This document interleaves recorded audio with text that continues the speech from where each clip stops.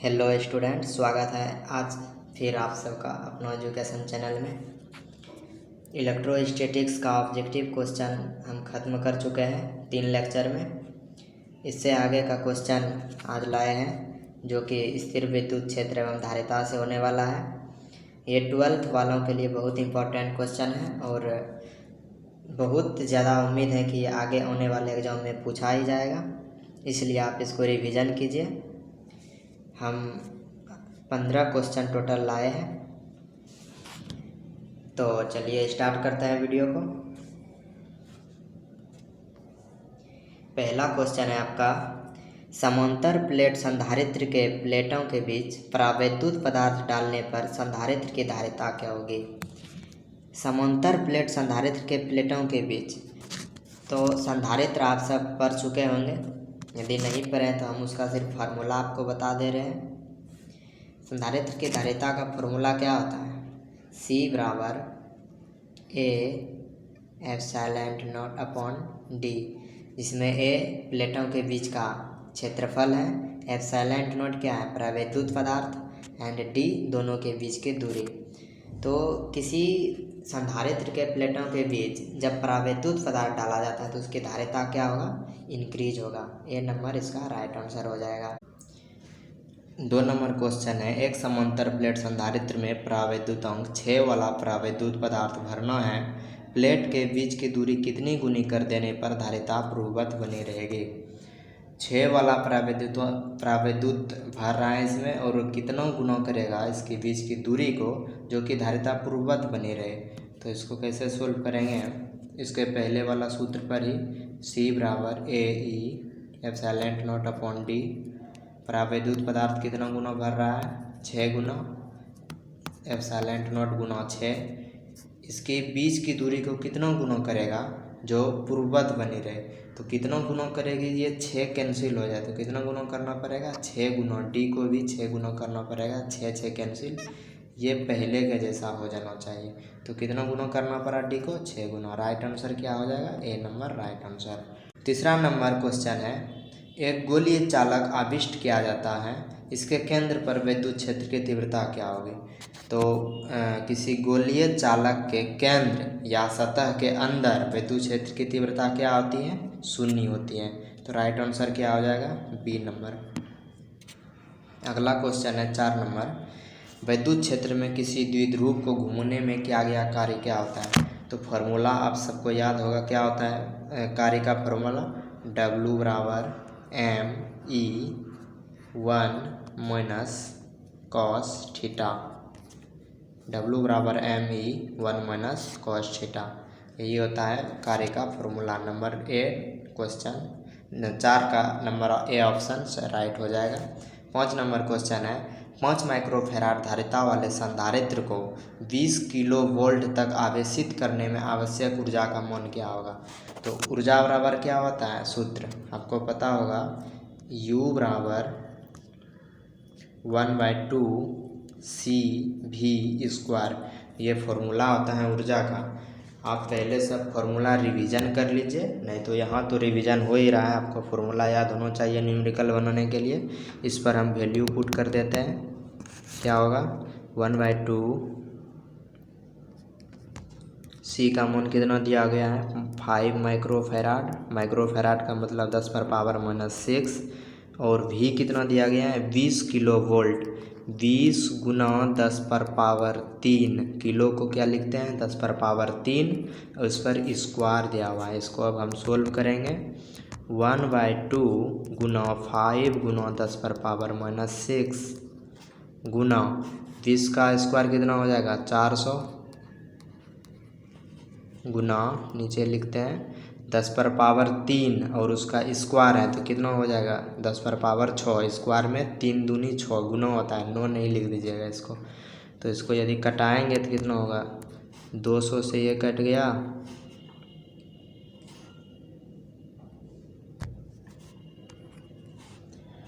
उसके बाद 5 दूनी 10, 1000 गुना ये 10⁻6 है और ये 10⁻6 है, ये दोनों हो जाएगा कैंसिल, तो आपका 1000 ही आंसर बच रहा है। इसको हम किलो जूल में बदल देते हैं तो क्या हो जाएगा 1 किलो जूल, 1 गुना 10⁻³ जूल। तो ए नंबर आंसर हो जाएगा आपका, ए नंबर राइट आंसर। अगला क्वेश्चन है आपका 6 नंबर, किसी संधारित्र की धारिता व्युत्क्रमानुपाती होती है। किसी संधारित्र की धारिता किसके व्युत्क्रमानुपाती है? प्लेट का क्षेत्रफल, प्लेट के बीच माध्यम की प्रावैधुता, प्लेट के बीच की दूरी। तो इसमें सिर्फ इसमें फॉर्मूला लिखिए और क्वेश्चन आंसर आ जाएगा आपका। C बराबर AE∝ व्युत्क्रमानुपाती किसके हैं? D के। D क्या है? प्लेटों के बीच की दूरी। C number right answer. यदि आपको बहुत स्लो लग रहा है वीडियो तो आप स्पीड कर सकते हैं, हम समझाते हुए चल रहे हैं इसलिए थोड़ा सा स्लो पर आ रहे हैं। 7 नंबर क्वेश्चन है, चित्र में प्लेट ए पर आवेश क्या होगा? तो प्लेट ए पर आवेश निकालना है। इसमें भी दिया हुआ, विभवांतर दिया हुआ है और धारिता दिया गया है प्लेट का। तो पहले हमको विभव निकालना पड़ेगा। विभव क्या होता है? V बराबर, विभव क्या होता है? विभवांतर के, इसको अंतर निकाल लेते हैं पहले। तो V बराबर क्या हो जाएगा 20 - 15, हमेशा बड़ों में से छोटों को घटा जाता है तो क्या हो जाएगा 5 वोल्ट। C दिया गया है 2 माइक्रोफैराड। निकालना क्या है? Q का सूत्र क्या हो जाता है? Q बराबर, जैसे C बराबर क्या होता है? Q/V। तो Q बराबर क्या हो जाएगा CV। यही फॉर्मूला हम पुट करके इसको बना सकते हैं।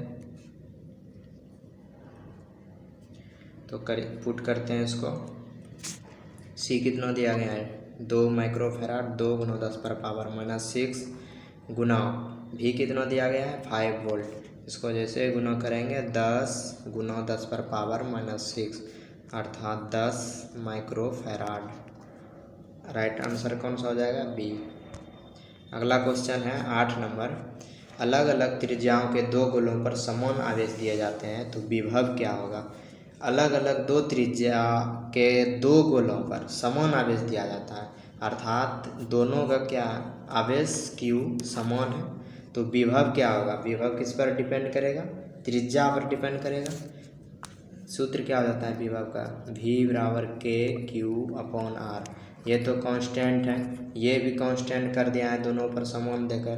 तो त्रिज्या पर डिपेंड करेगा अर्थात जिसकी त्रिज्या ज़्यादा होगी उसका विभव कम होगा और जिसकी त्रिज्या कम होगी उसका विभव ज़्यादा होगा। तो देखते हैं ऑप्शन में, छोटे गोले पर विभव ज़्यादा होगा, छोटे जिसकी त्रिज्या कम होगी उसका विभव ज़्यादा होगा। यही राइट आंसर हो गया आपका ए नंबर, जिसकी त्रिज्या कम होगी उसका विभव ज़्यादा होगा।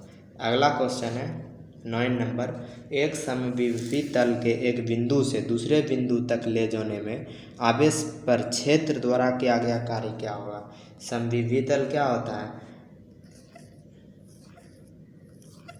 ऐसा जो तल होता है इस पर यहाँ से यहाँ तक आवेश समान होता है, यहाँ से यहाँ तक आवेश समान होता है, ये पूरे में आवेश समान होता है, सिर्फ R पर डिपेंड करता है क्योंकि इससे चारों बगल जितना है समविभी तल कहलाता है। तो इस पर किया गया कार्य क्या होगा? तो इसका याद रखिएगा, समविभी तल पर किया गया कार्य शून्य होता है। क्यों शून्य होता है? क्योंकि जैसा अभी आपको हम बताए, ये जैसे एक समविभी पृष्ठ है, यहाँ पर भी विभव समान है, यहाँ भी विभव समान है, यहाँ भी विभव समान है। किसी आवेश को यहाँ से हम यहाँ लेकर आ रहे हैं, किसी आवेश को यहाँ से यहाँ लेकर आ रहे हैं, तो क्या होगा? विभव तो समान है, इसीलिए उस पर V बराबर क्या होता है सूत्र? W/Q। V पूरा कार्य पर डिपेंड है, इसीलिए V यहाँ से यहाँ होने पर नहीं बदलता है, इसलिए कार्य नहीं बदलेगा, कार्य जो है वही रह जाएगा और विभव में अंतर 0 होने के कारण कार्य भी क्या हो जाएगा? 0। तो राइट आंसर क्या हो जाएगा? C number 0। 10 नंबर क्वेश्चन है, यदि 1000 बूंदें समान आकार के 1000 बूंदे एवं जिनके प्रत्येक की धारिता 5 माइक्रोफैराड है मिलकर एक बड़ी बूंद बनाती हैं, तो बड़ी बूंद की धारिता क्या होगी। ये न्यूमेरिकल बहुत इंपॉर्टेंट है आपके लिए, समझिएगा ठीक से। सूत्र क्या होता है इसका, सूत्र होता है बड़ी बूंद की धारिता C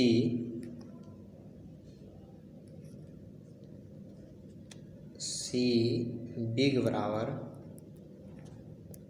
C स्मॉल गुना n पर पावर 1/3। इसमें n क्या है, n है जितना बूंदे हैं, बूंदों की संख्या n है, और ये स्मॉल धारिता जो दिया गया है पहले से, और ये बड़ा निकालना है, जो बड़ा वाला धारिता निकालना है। इसमें देखते हैं बड़ा वाला धारिता निकालना है। C बिग बराबर स्मॉल वाला धारिता कितना दिया गया है 5 माइक्रोफैराड, n कितना दिया गया है 1000, और इस पर पावर कितना है 1/3। इसको जैसे अब सोल्व करेंगे 5 माइक्रोफैराड गुना 1000 को कितना लिख सकते हैं 10 पर पावर 3 लिख सकते हैं, गुना 1 पर पावर 1/3, 3 कैंसिल, 10 बचे 50 माइक्रोफैराड। राइट आंसर क्या हो जाएगा, ए नंबर 50 माइक्रोफैराड। ऐसे क्वेश्चन आप कोई भी क्वेश्चन आए ऐसे ये फॉर्मूला आप याद रखिए, इससे आप क्वेश्चन कोई भी बना सकते हैं। 11 नंबर क्वेश्चन है, ए तथा बी बिंदुओं के बीच समतुल्य धारिता क्या होगी। आपको दिया गया है धारिता इसमें, तो समतुल्य धारिता क्या होगी, ये दोनों पैरेलल में है और ये सीरीज में है, तो इसकी धारिता क्या होगी निकालते हैं। क्या होती है पैरेलल में धारिता क्या होती है C बराबर C1 प्लस C2, और सीरीज में क्या होती है C बराबर C1 C2 upon C1 plus C2। इसमें वैल्यू पुट करके हम बनाते हैं, तो जैसे ही इसमें वैल्यू पुट करेंगे तो ये दोनों पैरेलल में है, ये और ये पैरेलल में है, तो क्या हो जाएगा C बराबर 3 + 2 बराबर 5। तो ये अब क्या हो गया सीरीज बन गया इसमें 5 माइक्रोफैराड।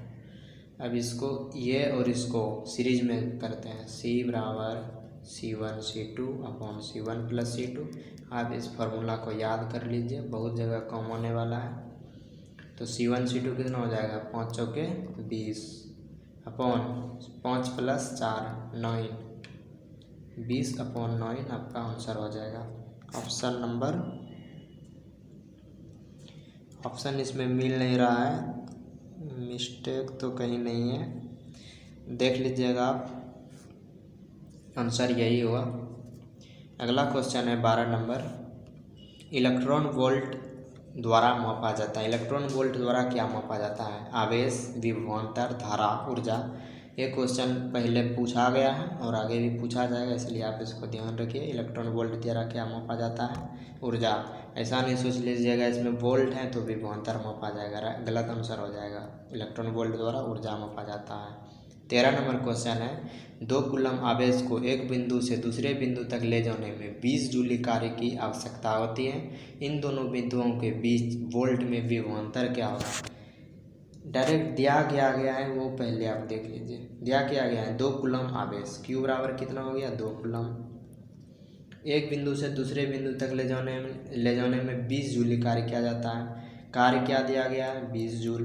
बस निकालने क्या बोल रहा है, दोनों बिंदुओं के बीच वोल्ट में विभवांतर क्या होगा, भी निकालते हैं वही हो जाता है विभवांतर। भी बराबर सूत्र W/Q। W क्या है भी 20, Q क्या है 2, कट गया 10, आंसर क्या हो गया 10। Right answer A. 14 number question है, 3 संधारित्र जिनमें प्रत्येक की धारिता C है श्रेणी क्रम में जोड़े गए हैं, परिणामी धारिता क्या होगा। 3 संधारित्र जिनको श्रेणी क्रम में जोड़ा गया है, जब संधारित्र को श्रेणी क्रम में जोड़ा जाता है तो क्या फॉर्मूला होता है 1/C बराबर 1/C1 plus 1/C2 plus 1/C3। तीनों का संधारित्र की धारिता सेम है, रख देंगे 1/c plus 1/c plus 1/c। जब इसको सोल्व करेंगे तो c आ जाएगा नीचे, ऊपर 3 आ जाएगा 3/c। मगर ये आंसर नहीं हुआ क्योंकि 1/c है, इसको पलटाना पड़ेगा। c/3 आपका राइट आंसर किस ऑप्शन में है? C number option right answer हो जाएगा। अगला क्वेश्चन है 15 नंबर। किसी द्विध्रुव को एक समरूप विद्युतीय क्षेत्र में रखा गया है तो उस पर परिणामी विद्युतीय बल क्या होगा? किसी द्विध्रुव को जब विद्युत क्षेत्र में रखा जाता है तो सिर्फ विद्युत क्षेत्र नहीं, समरूप में यदि रखा जाता है तो उसका क्या होता है? जब समरूप विद्युत क्षेत्र में रखा जाता है तो उसका विद्युत बल क्या होगा? हमेशा शून्य होता है। ए नंबर राइट आंसर हो जाएगा। अगला क्वेश्चन है 16 नंबर। समरूप बूंदें जिनमें प्रत्येक की धारिता 5 माइक्रोफैराड है मिलकर एक बड़ी बूंद बनाती हैं, बड़े बूंद की धारिता क्या होगी? ऐसा क्वेश्चन हम आपको पहले बता चुके हैं। इसका आंसर आपको कमेंट बॉक्स में देना। फॉर्मूला आपको यदि याद नहीं है अभी तो पीछे करके वीडियो आप फॉर्मूला देख लीजिए। इसका आंसर आपको कमेंट बॉक्स में देना है। अगला 17 नंबर क्वेश्चन है विद्युतीय विभव की विमो। विद्युत विभव का सूत्र बहुत बार हम बोल चुके हैं और विमो भी निकालने के लिए हम बता चुके हैं, इसीलिए आपको इसका भी आंसर कमेंट बॉक्स में देना है। आज इतना ही क्वेश्चन लाए हैं। अगले एपिसोड में, अगले लेक्चर में फिर इससे भी ज़्यादा क्वेश्चन लाएंगे और इसी चैप्टर से भी और क्वेश्चन लाएंगे। सारा क्वेश्चन बहुत वीवीआई है। किसी भी क्वेश्चन में यदि आपको किसी भी तरह का डाउट है तो आप कमेंट में पूछ सकते हैं, और किसी भी एक्स्ट्रा क्वेश्चन भी कोई है तो हम अपना WhatsApp number comment description box में दे रहे हैं, उस पर आपको व्हाट्सअप करना, आपका आंसर ज़रूर मिलेगा। उस पर सिर्फ व्हाट्सअप पर मैसेज कर देना फ़ोटो खींच के उस क्वेश्चन का। हम बहुत ज़्यादा कोशिश करेंगे उसका सॉल्यूशन देने की। तो चलिए, आपका कितना स्कोर हुआ? इस 15 क्वेश्चन कराए, 2 क्वेश्चन आपको होमवर्क के लिए दिए हैं, तो कितना आप बना पाए कमेंट बॉक्स में देना। और प्लीज़ सब्सक्राइब ज़रूर कीजिए चैनल को, क्योंकि जब तक सब्सक्राइब नहीं करेंगे वीडियो आगे नहीं बढ़ेगा, और वीडियो आगे बढ़ेगा तभी ज़्यादा लोगों को फ़ायदा हो सकता है। Thank you.